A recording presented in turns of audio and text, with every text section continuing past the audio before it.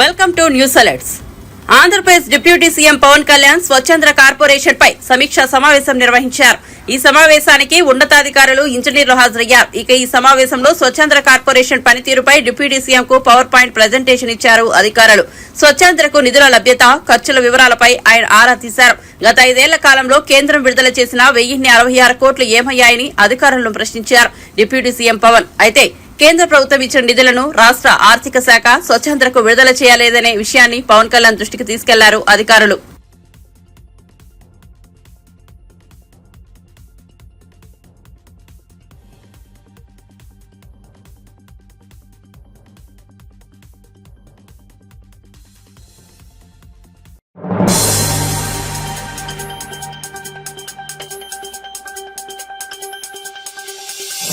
తన సవాల్ను స్వీకరించకపోవడం వల్ల fly ash రవాణాలో మంత్రి పొన్నం ప్రభాకర్ 100 కోట్ల అవినీతికి పాల్పడినట్లు నిరూపితమైందని బీఆర్ఎస్ ఎమ్మెల్యే పాడి కౌశిక్ రెడ్డి ఆరోపించారు. ఆయన ఏ తప్పు చేయకుంటే జూబ్లీహిల్స్ లోని వెంకటేశ్వర స్వామి గుడిలో ప్రమాణం చేయాలని తాను విసిరిన సవాల్ను మంత్రి ఎందుకు స్వీకరించలేదని కౌశిక్ రెడ్డి ప్రశ్నించారు. తెలంగాణ భవన్ నుంచి కార్యకర్తలతో కలిసి ఆలయానికి వచ్చిన కౌశిక్ రెడ్డి స్వామికి ప్రత్యేక పూజలు చేశారు. బ్లాక్ బుక్ లో మొదటగా మంత్రి పొన్నం ప్రభాకర్ పేరు రాశారు. కేసీఆర్ ప్రభుత్వం మళ్లీ అధికారంలోకి వచ్చాక కాంగ్రెస్ నేతల అవినీతిని బయట పెడతామని కౌశిక్ రెడ్డి అన్నారు. స్వామి టెంపుల్ కు వచ్చి ప్రమాణం చేస్తారని నేను ఇవాళ ఆశించిన. ఎందుకంటే నేను చాలా నీతిమంతుడని చెప్తా ఉన్నాడు. ఎక్కడ నీతిమంతుడు? ఇలా ఫ్లై స్కామ్ లో 100 కోట్ల రూపాయల స్కామ్ అవినీతి చేసిందని నేను ఆరోపణ చేస్తే ఇవాళ నేను చెయ్యలేదు అని లీగల్ నోటీస్ నాకు పంపితే ఆయన ఇల్లీగల్ యాక్టివిటీస్కి నాకు లీగల్ నోటీస్ పడితే భయపడేటోడు ఎవరు లేడు. సరే, నేను ఇవన్నీ ఏం చెప్పినా అంటే ఇలా తిరుపతి వెంకటేశ్వర స్వామి ఆలయం అపోలో దగ్గర ఉంది. నువ్వు నమ్ముతావు దేవుణ్ణి, నేను నమ్ముతా. ఆడికి వచ్చి నువ్వు ప్రమాణం చేయి. నేను 100 కోట్ల స్కామ్ ఫ్లై యాష్లో చేయలేదని ప్రమాణం చేయి. నేను నీ సమక్షంలోనే బహిరంగంగా క్షమాపణ చెప్తా అని నేను మంత్రి గారికి సవాల్ విసిరిన. మరి నిజంగా నువ్వు నీతివంతుని అయి ఉంటే, నిజంగా నువ్వు నిజాయితీ పరుని అయి ఉంటే మరి ఇలా గుడికి ఎందుకు రాలేదు? ఇలా పొన్నం ప్రభాకర్ గారు యావత్ తెలంగాణ ప్రజలకి ఆయన 100 కోట్ల ఫ్లై యాష్ స్కామ్ చేసిండు అని ఇలా ఇదైపోయింది, ప్రూవ్ అయిపోయింది. నిన్న తప్పించుకోవడానికి నా మీద తప్పుడు ఆరోపణలు చేసి నువ్వు గిట్లా ఇది చేయకపోయి ఉంటే నువ్వు వచ్చి ప్రమాణం చేయి. హుజరాబాద్ నియోజకవర్గంలో చెల్పూర్ గ్రామంలో ఆంజనేయ స్వామి టెంపుల్కి వచ్చి ప్రమాణం చేయని నాకు నిన్న సవాల్ విసిరింది. నా సవాల్ విసిరితేనే నా సవాల్ని స్వీకరించి నేను హనుమాన్ టెంపుల్కి బయలుదేరుతున్న సందర్భంగా పీనవంకలో నా ఇంట్లో నన్ను అరెస్ట్ చేసిర్రు. నన్ను పోనీయలే. సవాల్కి వాళ్ళే పిలుస్తారు, వాళ్ళే నన్ను అరెస్ట్ చేస్తారు. వాళ్ళని అరెస్ట్ చేసిన నేను సిఐ గారిని, సిపి గారిని ఒక్కటే అడిగిన, దయచేసి నాకు పర్మిషన్ ఇవ్వండి, నేను పోతా అంటే సిపి గారు లేదు మీరు పోలేరు అంటే నేను తడి బట్టలతోని మన ఇల్లే గుడిలాగా భావించి మన హనుమాన్ది పట్టం పట్టుకొని వెంకటేశ్వర స్వామి కండువేసుకొని ప్రమాణం చేసిన నేను ఏ అవినీతి చేయలేదని. నా హుజరాబాద్ నియోజకవర్గ ప్రజలకి, యావత్ తెలంగాణ ప్రజలకి నా నిజాయితీని నిన్న నేను ప్రూవ్ చేసుకున్నా. మరి ఇవాళ నీ నిజాయితీ నువ్వు ప్రూవ్ చేసుకోవాలని అలా రమ్మని చెప్తే నువ్వు ఎందుకు రాలేదు? దీని అర్థం నువ్వు తీసుకున్నావని. ఆధారాలు ఉన్నాయా అని అడుగుతుండు. ఇది fly ash permit bill. Fly ash అనేది ఆ యాష్ పాండ్ నుంచి సెంట్రల్ గవర్నమెంట్ ఫ్రీగా తీసుకుపోమని ఇచ్చిన ఇది. ఈ ఫ్లై యాష్లో తీసుకుపోయేటప్పుడు లారీస్ని ఈ క్వాంటిటీలో ఎంత క్వాంటిటీ అనేది రాస్తలేరు. ఆడ అవుట్ పాస్ సిగ్నేచర్ ఉంటుంది, వాళ్ళది కన్సర్న్ పర్సన్ సిగ్నేచర్ ఉంటుంది, స్టాంప్ ఉంటుంది, మీరు చూడొచ్చు. రెండోది చాలా తెలివిగా ఏమడుగుతారు, అసలు దీనికి వే బిల్ ఉండదు. మాకు కూడా తెలుసు జిఎస్టీ వే బిల్ ఉండదని, ఎందుకంటే అది ఫ్రీ కాబట్టి. కానీ మేము జిఎస్టీ వే బిల్ అడగలేదు, మేము అడిగింది వేట్ వే బిల్. ఇట్లాంటి వేట్ వే బిల్ మీరు చూడొచ్చు. ఇక్కడ ఈ లారీకి సంబంధించింది దీనికి క్వాంటిటీ లేదు. దీన్ని తీసుకొచ్చి మేము హుజరాబాద్లో దొరకబట్టిన తర్వాత దాన్ని వే చేస్తే 76 టన్నులు, 76.5 టన్స్ పోతుంది. రూల్ ప్రకారం ఏంది? ఇదిగోండి మీరు రూల్స్ ఆర్టీఎన్ నామ్స్ ప్రకారం చూడొచ్చు. 16 టైర్ లారీ అయితే 34 టన్స్ మాత్రమే పోవాలి. కానీ లారీలు ఎన్ని టన్స్ పోతుంది? ఈ వెయిట్ వేబిల్లో మీరు చూడొచ్చు 76.5 టన్స్ పోతుంది. అంటే ఇది నాకు సంబంధం లేదని చాలా తెలివిగా చెప్తుండొచ్చు. ఓ ట్రాన్స్పోర్ట్ మినిస్టర్గా మీ బాధ్యత లేదా? నా బ్లాక్ బుక్లో ఫస్ట్ పేరు రాసినాం Ponnam Prabhakar fly ash scam అని. బిడ్డ మళ్ళా కేసీఆర్ ముఖ్యమంత్రి అయిన తర్వాత నువ్వు తిన్న 100 కోట్ల అవినీతి మరియు టికెటింగ్ స్కామ్, ఇవన్నీ పైసలు నిన్ను కక్కిస్తాం.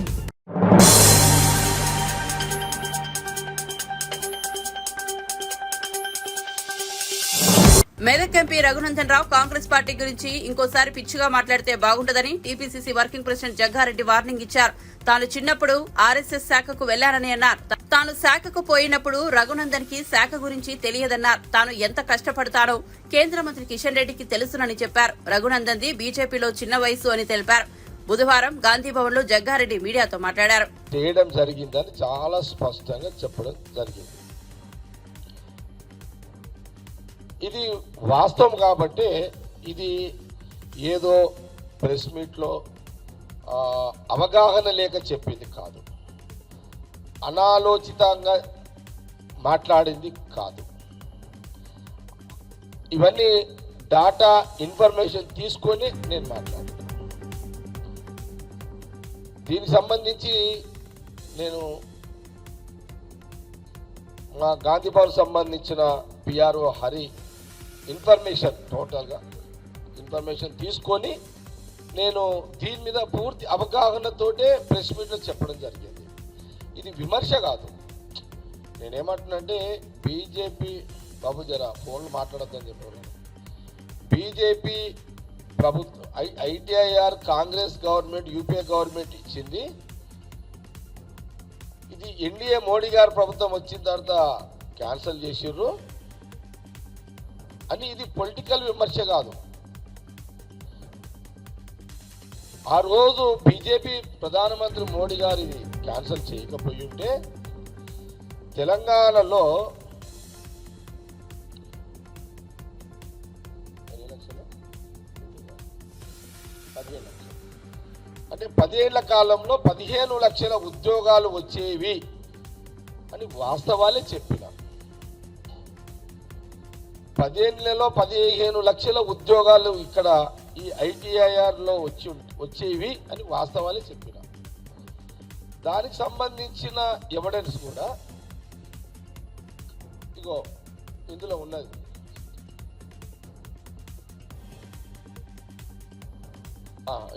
Centre give city IT 2.19 lakhs crores Boost. విన్నారా ఇది బాబు? ఇది వస్తుందా మీకు? జూమ్ తీసుకోండి ఇది. ఎందుకంటే మళ్ళీ నేను రెండోసారి ప్రెస్ మీట్ పెట్టినప్పుడు బీజేపీకి సంబంధించిన నాయకులు విమర్శిస్తే ఇది నేను ప్రింట్ చేసుకొని వచ్చింది కాదు. ఇది నేనేదో సొంతంగా ఇంట్లో ముద్రలు వేసుకు తీసుకొచ్చి కాదు ఇది. ఓకే, ఇది చూసుకోండి అమ్మా జర జాగ్రత్తగా. ఓకే, వచ్చిందా జూమ్? ఓకే, ఇదొకటి. అట్లాగే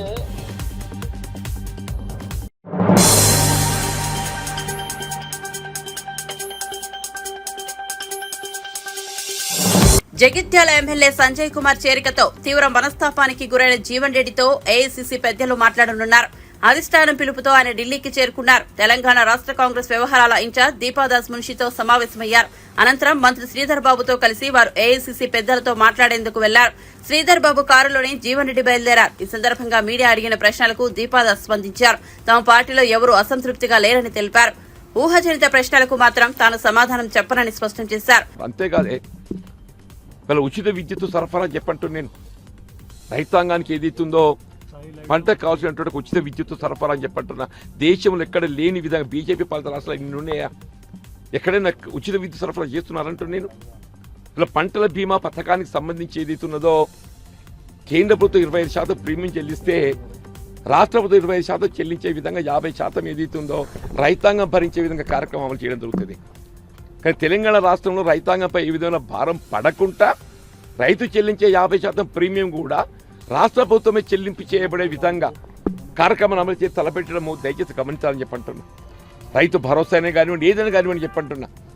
ఇవన్నీ జరుగుతున్న పరిస్థితులలో కొంత ప్రభుత్వాన్ని ఆటంకపత్రాన్ని ప్రతిపక్షాలు భావిస్తున్న తరుణం లోపల ప్రభుత్వాన్ని నిలబెట్టుకోవడం మరి తప్పనిసరి పరిస్థితుల్లో కొన్ని నిర్ణయాలు జరుగుతుంటుంటాయి. ఏదైనా కానీ ఏదైతుందో ఇవాళ కాంగ్రెస్ పార్టీ హైకమాండ్ ఇవాళ కేసీ వేణుగోపాల్ గారు ఇన్ఛార్జ్ జనరల్ సెక్రటరీ, అంటే దీపాదాస్ మున్షి గారు తెలంగాణ కాంగ్రెస్ ఇన్ఛార్జ్, ముఖ్యమంత్రి శ్రీధర్ బాబు గారు ఏదైతుందో వారికి ఉమ్మడి కరీంనగర్ జిల్లా పట్ల పూర్తిగా ఉన్నటువంటి ఒక అవగాహనతో ఏదైతుందో జిల్లాలో మరి కాంగ్రెస్ పార్టీ బలోపేతంగా ముందుకు తీసుకుపోవడం, ఏ విధంగా అందరినీ కలిపి ఐక్యంగా నిలబెట్టాలనే ఒక భావనతోని వారు కానీ లక్ష్మణ్ గౌర్ గారు కానీ ఇది త్రోవ తీసుకొని మరి ఈ యొక్క భేటీకి చేయటం నేను హృదయపూర్వకంగా అందరికీ నేను ధన్యవాదాలు చెప్తున్నా. వాట్ ఎవర్ ఇట్ ఈస్, అందరికీ కావాల్సింది ఒకటే, పార్టీ ఐక్యత, కార్యకర్తల యొక్క ఆత్మగౌరవం ప్రధానం, వారి యొక్క మనస్తాపం ఏదైతే వారికి కావాల్సినటువంటి ఒక ప్రాధాన్యత, అలా పార్టీ బలోపేతం ఇంతవరకు అందించినటువంటి ఒక కృషికి ప్రాధాన్యత కల్పింప చేయడం ఏదైతుందో తప్పకుండా పరిగణలోకి ఉంటుంది. ఏ పరిస్థితుల్లో కూడా క్యాడర్ కార్యకర్తలే ప్రధానం అనే ఒక భావన మరి వేణుగోపాల్ గారి నోటి వెంట రావటం కొంత తృప్తి చెందమని చెప్పి భావిస్తున్నాను. पार्टी इज सबसे बड़ा पार्टी है। कांग्रेस पार्टी के दरवाजा सबके लिए खुला है। अगर कोई कांग्रेस गवर्नमेंट के ऊपर भरोसा रख के कोई एमएलए हमारे पार्टी में ज्वाइन करना चाहते हैं, उनके लिए दरवाजा खुली है। लेकिन उसके साथ साथ हमारे पार्टी का जो वर्कर्स है, उनका भावनाओं को हम कोई किसी भी तरह उनके भावनाओं को हम नकार नहीं कर सकते। वो भी साथ हैं और साथ ही चलेंगे, ऐसे कोई बात नहीं है। कांग्रेस पार्टी में पहले भी बहुत लोग ज्वाइन किए हैं और आगे भी देखिएगा बहुत लोग ज्वाइन करने वाला है, क्योंकि तेलंगाना में सरकार कांग्रेस की सरकार बन।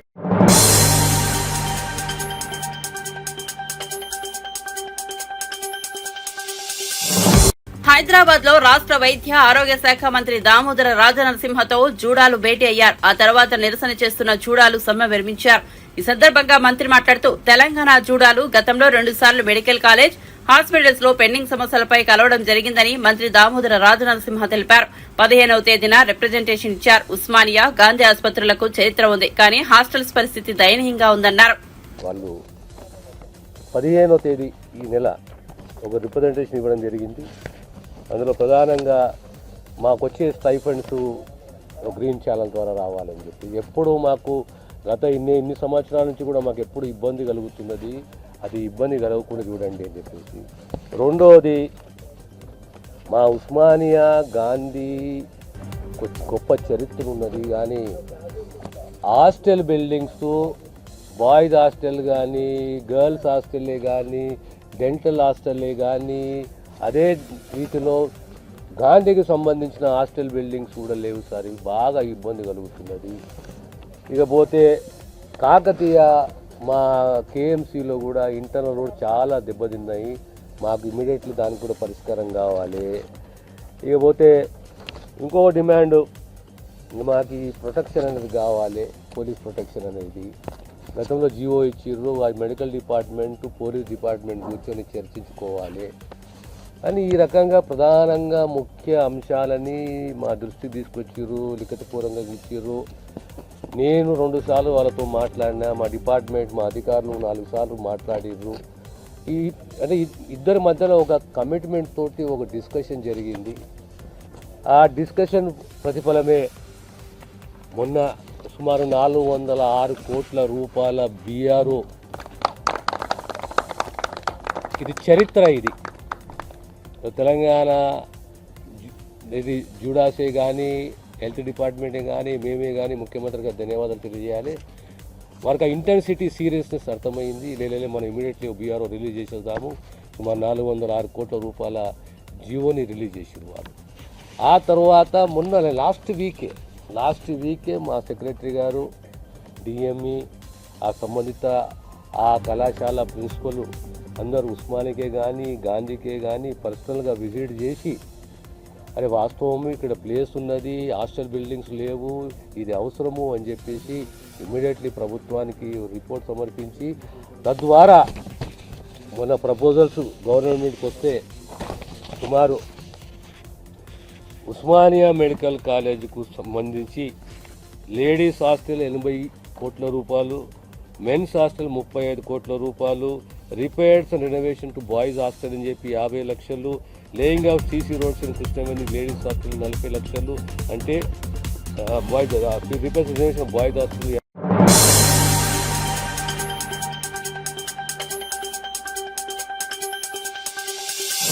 ఇకపై ఉపాధ్యాయుల బదిలీలు పారదర్శకంగా జరగాలని రాష్ట్ర విద్య, ఐటీ, ఎలక్ట్రానిక్స్ శాఖల మంత్రి నారా లోకేష్ అధికారులను ఆదేశించారు. పాఠశాల విద్యలో చేపట్టాల్సిన మార్పులు, ప్రమాణాల మెరుగుదలకు తీసుకోవాల్సిన చర్యలపై పాఠశాల విద్యా ఉన్నతాధికారులతో సచివాలయంలో బుధవారం సమీక్ష నిర్వహించారు. ఉపాధ్యాయుల బదిలీల విషయంలో గతంలో మాదిరి రాజకీయ ఒత్తిళ్లకు తావు లేకుండా విధి విధానాలను రూపొందించాలని కమిషనర్ కు ఆదేశించారు. ఈ విషయంలో ఉపాధ్యాయుల సంఘాల సలహాలు, సూచనలను పరిగణలోకి తీసుకోవాలన్నారు. ఉపాధ్యాయులకు బోధనేతర పనులు, అనవసరమైన యాప్ల భారాన్ని తగ్గించి పూర్తిస్థాయి బోధనపై దృష్టి సారించేలా చర్యలు తీసుకోవాలన్నారు. పాఠశాలల్లో మౌలిక సదుపాయాల కల్పనకు సంబంధించి పేరెంట్స్ కమిటీలను భాగస్వాములను చేసే అంశాన్ని పరిశీలించామని సూచించారు. రాబోయే సమీక్షలో మూసివేసిన పాఠశాలలకు సంబంధించిన పూర్తి వివరాలను సమర్పించాలని ఆదేశించారు. మధ్యాహ్న భోజన పథకంలో భాగంగా విద్యార్థులకు నాణ్యమైన భోజనం అందించేందుకు తీసుకోవాల్సిన చర్యలపై పలు సూచనలు చేశారు.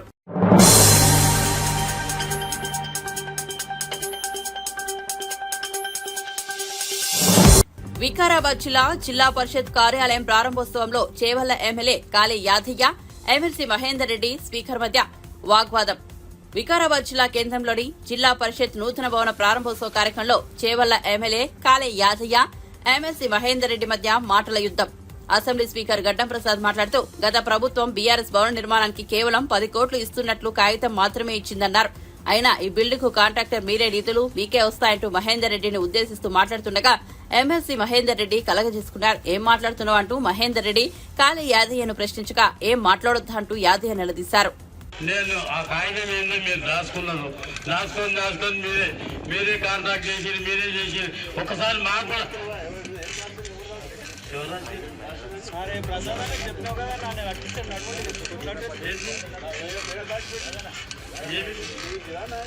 నా ఇంటికి అని చెప్పిందా మరి కాగితం ఇది కాగితం అని గురించి మాట్లాడడానికి మీరు ఎందుకంటే మాట్లాడతారు? ఏం మాట్లాడుతున్నా ఉన్నది మాట్లాడుతున్నా ఎందుకు మాట్లాడుతున్నా నా పేరు తీసుకున్నాను మాట్లాడుతున్నా నా పేరు తీసుకోకపోతే మాట్లాడకండి. ఏం మాట్లాడతామండి మాట్లాడికి వెళ్ళారా పర్మిషన్ తీసుకొని మాట్లాడా పర్మిషన్ తీసుకొని మాట్లాడా పర్మిషన్ స్పీకర్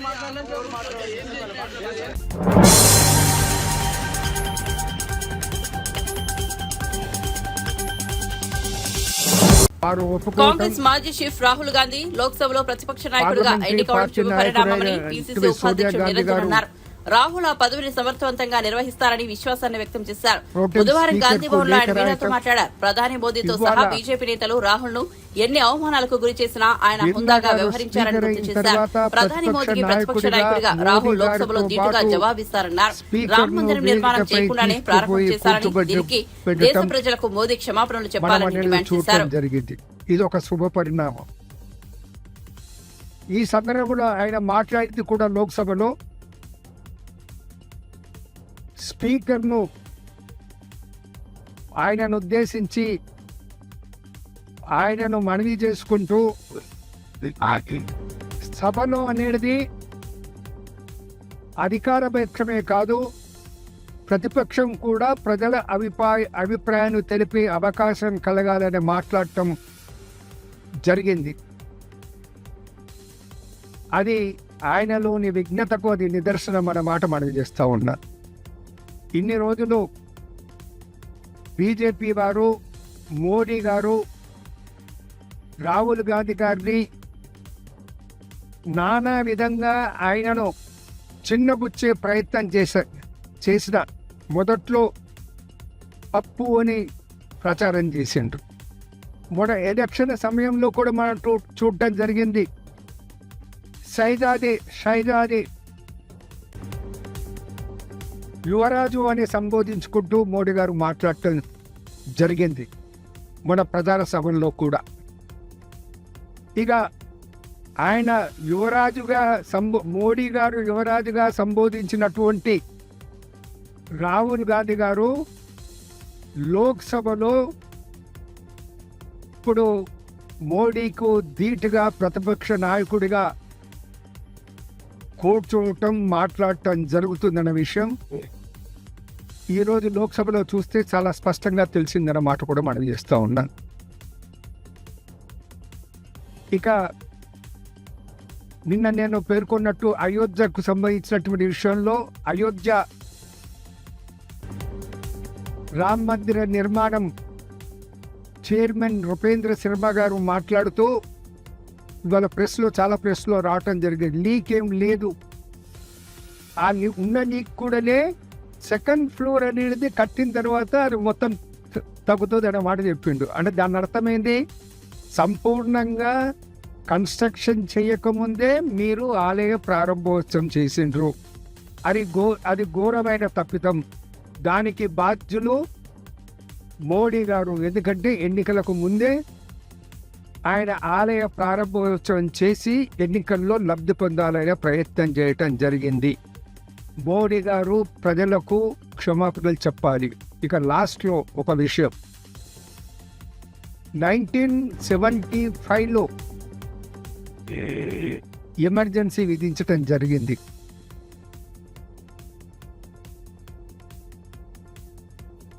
ఆ ఎమర్జెన్సీలో ఏదో జరిగిపోయింది అనేసి ప్రచారం ఎవ్రీ ఇయర్ బీజేపీ వారు చేయటం, ఈరోజు లోక్సభ స్పీకర్ ఎన్నికయిన తర్వాత ఆ లోక్సభ స్పీకర్తో కూడా ఏకపక్షంగా వన్ సైడెడ్ రిజర్వేషన్ మూవ్ చేయించటం, ఎమర్జెన్సీలో కాంగ్రెస్ పార్టీ తప్పు చేసిందనే మాట చెప్పటం అనేది కొత్తగా ఎన్నికలు అయిన తర్వాత, ఇంత భారీ మెజార్టీలో ప్రతిపక్షాలు వచ్చిన తర్వాత ఒక నూతన శకానికి నాంది పలకాల్సినటువంటి పరిస్థితుల్లో కొత్తగా ఈరోజే ఎంపికైన స్పీకర్తో ఈ విధంగా రిజల్యూషన్ చేయించటం అది తప్పు అనేసి తెలంగాణ కాంగ్రెస్ కమిటీ తరఫున నేను మనవి చేస్తూ ఉన్నాను. ఈ సందర్భంలో ఒక విషయాన్ని మీ దృష్టికి తీసుకొస్తా ఉన్నాను. శ్రీమతి ఇందిరాగాంధీ గారు స్వయంగా జనవరి 24, 1978లోనో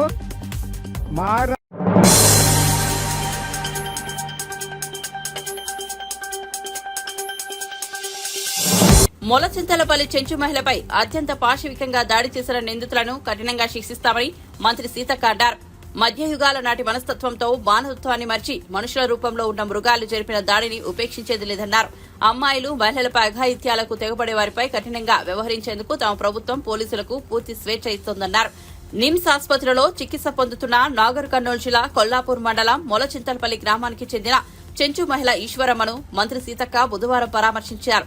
బాధితురాలతో మాట్లాడి ఘటన వివరాలు అడిగి తెలుసుకున్నారు. ప్రభుత్వం అన్ని విధాలుగా అండగా ఉంటుందని, ధైర్యంగా ఉండాలని బాధితురాలికి సీతక్క భరోసానిచ్చారు. కొంత బయట ఉండడంతో నేను రాలేకపోయినప్పటికీ అక్కడ స్థానికంగా ఉండేటువంటి ఎమ్మెల్యే మంత్రి గారు జూపల్లి కృష్ణారావు గారు, అదేవిధంగా వంశీకృష్ణ చంపేట ఎమ్మెల్యే గారు, మా ఉమెన్ అండ్ చైల్డ్ డిపార్ట్మెంట్ వారు, ఐటీడీఏపీఓ గారు, వారందరూ కూడా పరామర్శించి ఎప్పటికప్పుడు ఆమె యోగక్షేమాలు తెలుసుకుంటూ ఆమెను నిమ్స్ హాస్పిటల్కు తరలించడం జరిగింది. ఇక్కడ కూడా మంచి వైద్యాన్ని అందిస్తూ ఆమె పూర్తి స్థాయిలో కోలుకున్న తర్వాతనే ఇంటికి పంపించడం జరుగుతుంది. అక్కడ ఉన్నటువంటి ఎస్పీ గారితో కూడా మాట్లాడడం జరిగింది. ఇప్పటికీ కూడా పూర్తి వాస్తవాలతోటి ఎలాంటి వారైనా, ఎంతటి వారైనా, ఎవరైనా కానీ ఈ ఘటనలో ఇన్వాల్వ్ అయినటువంటి వారి మీద ఖచ్చితంగా మరి పనిష్మెంట్ అనేది ఉండాల్సిందే ఉంటుంది అని కూడా తెలియజేస్తా ఉన్నాం. అదేవిధంగా ఇంకొక వ్యక్తి వాళ్ళ మామ కూడా నాగయ్య కూడా చనిపోయిండు, దానికి కూడా డౌట్స్ ఉన్నాయని వారు చెప్తా ఉన్నారు. ఆ కోణంలో కూడా, ఎందుకంటే దీనికి అంతటి కారణం ఒక భూ వివాదం కారణం. గతంలో ఒక వ్యక్తి భూమి ట్రైబల్స్ కోసం కొనిచ్చినటువంటి పరిస్థితి. గతంలో చూస్తే భూములు 15-20 ఏళ్ల క్రితము పెద్ద ఎత్తున చెంచులను గుట్టల నుంచి బయటికి తీసుకొచ్చి వాళ్లకు పునరావాసం కింద భూములు కూడా పంచినటువంటి పరిస్థితి. గత ప్రభుత్వము ఎవరైతే అంటే అమ్మిపోయినరో మళ్ళీ వాళ్ళ పేర్ల మీదనే పట్టాలు ఇవ్వడంతో ఆ వ్యక్తులు కూడా ఈ భూములు మాయే అని చెంచులకు పంచినటువంటి భూముల మీద కూడా వచ్చి దౌర్జన్యాలు చేస్తున్నారనేటువంటి విషయాన్ని కూడా మేము ఇక్కడ తెలుసుకోవడం జరిగింది. కాబట్టి ఇప్పుడు గవర్నమెంట్ రికార్డ్స్ ప్రకారం ఈ భూములు పంచబడ్డ భూములు, అది ప్రభుత్వం అఫీషియల్గా పంచిన భూములు, వాళ్ళకి ఆల్రెడీ ఆ భూ యజమానులకు డబ్బులు కూడా ఇవ్వడం జరిగింది. ఇప్పుడు ఆ భూమి కోసము ఒకరిద్దరు కుటుంబాలు కూడా కన్నేసి, ఎందుకంటే కొల్లాపూర్కు దగ్గరగా ఉంటుంది కాబట్టి మరి ఆ భూముల యొక్క విలువ పెరిగింది కాబట్టి ఆ భూములను స్వాధీనం చేసుకోవాలని వీళ్ళ యొక్క అమాయకత్వాన్ని, పేదరికాన్ని ఆసరా చేసుకొని భయభ్రాంతులకు గురి చేయాలన్నటువంటి కుట్రతోటి ఆ దౌర్జన్యంగా అత్యంత ఒక ఫ్యూడల్ భావజాలంతో కూడినటువంటి మెంటాలిటీతో చేసినటువంటి ఘటన. దీన్ని తీవ్రంగా ఖండిస్తూ ఉన్నాం. మేము కూడా ఇప్పటికే ఆ నిందితులు ఎవరైతే ఉన్నారో మరి అటెంప్ట్ మర్డర్ కానీ, అదేవిధంగా ఎస్సీ ఎస్టీ కేసు కానీ ఇవి కూడా పెట్టడం జరిగింది.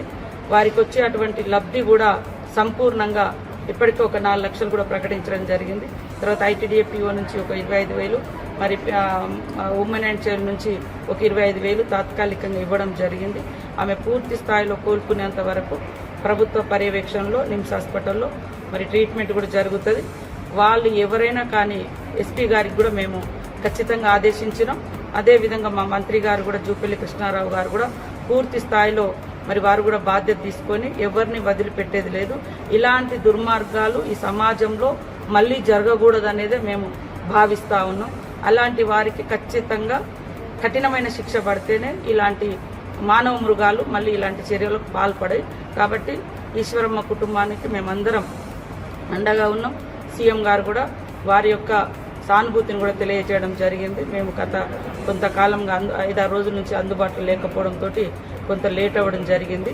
ఏది ఏమైనా పోలీస్ అధికారులకు ఇలాంటి దుర్మార్గులను శిక్షించడంలో పూర్తి స్థాయిలో స్వేచ్ఛ ఉంటుందని కూడా ఈ సందర్భంగా తెలియజేస్తాను. ఫ్రెండ్లీ పోలీసులు అంటే దుర్మార్గుల పట్ల ఫ్రెండ్లీ కాదు, మంచి వాళ్ళతోటి మంచిగా, దుర్మార్గులు అమ్మాయిలను చెరబట్టి ఆడవాళ్ళ మీద ఇలాంటి దుర్మార్గాలు చేసేటువంటి వాళ్ళు డ్రగ్స్ మత్తులో, గంజాయి మత్తులో చిన్న పిల్లల మీద పైచాచిక ఆనందం పొందడం కోసం పైచాచికంగా దుర్మార్గాలు పాల్పడేటువంటి వాళ్ళను ఎట్టి పరిస్థితుల్లో వదిలేది లేదు. అందుకనే డ్రగ్స్ మీద కూడా పూర్తి స్థాయిలో సీఎం గారు ఒక నిర్ణయం తీసుకొని ఎక్కడికక్కడ ప్రజల్ని, యువకుల్ని మోటివేషన్ చేయడం, అదేవిధంగా ఆ గంజాయి మత్తులో కూడా ఇలాంటి నేరాలకు పాల్పడితే కఠినంగా శిక్షలు ఉంటాయి అనేది కూడా వారికి తెలియజేసే విధంగా శిక్షలు కూడా ఉండబోతున్నాయని తెలియజేస్తాం.